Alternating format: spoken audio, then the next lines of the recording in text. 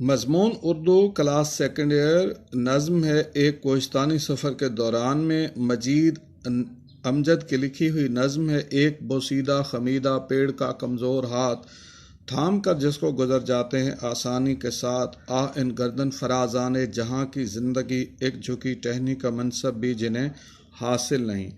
اردو شاعری میں نئی ہیئتوں کو متعارف کرانے والے شاعر مجید امجد نے نظم معرہ کے اس حصے میں ایک آفاقی پیغام دیا ہے۔ عظمت انسانی کا راز خدمت خلق میں پوشیدہ ہے۔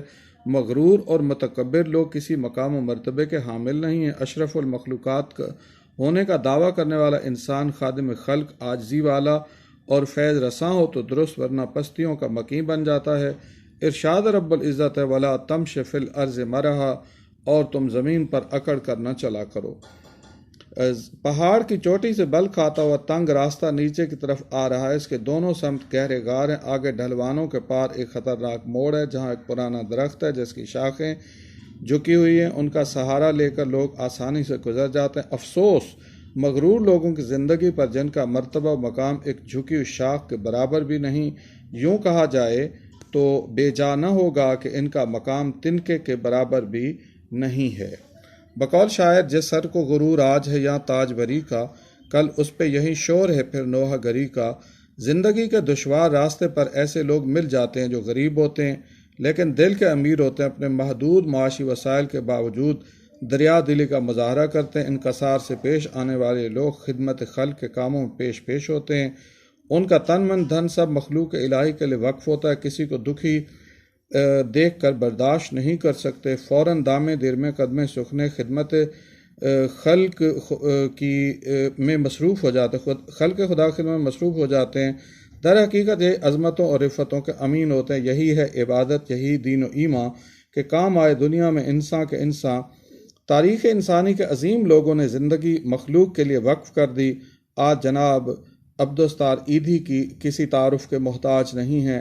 پاکستان میں ان کے رفاہی کام اپنی مثال آپ ہیں۔ ان کا دائرہ عمل دیگر ملکوں تک پھیلا ہوا ہے۔ حزب اللہ لبنان خلاف اسرائیلی جارحیت میں بیروت جا پہنچے، امدادی سامان پہنچایا۔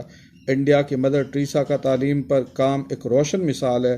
بنگلہ دیش کے محمد امین کا گرومین بینک دور حاضر کا قابل تقلید منصوبہ ہے۔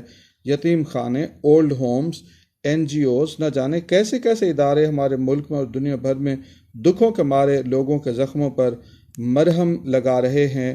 حیات چند روزہ بھی حیات جاویداں نکلی، جو کام آئی جہاں کے وہ متاع عارضی کب تھی۔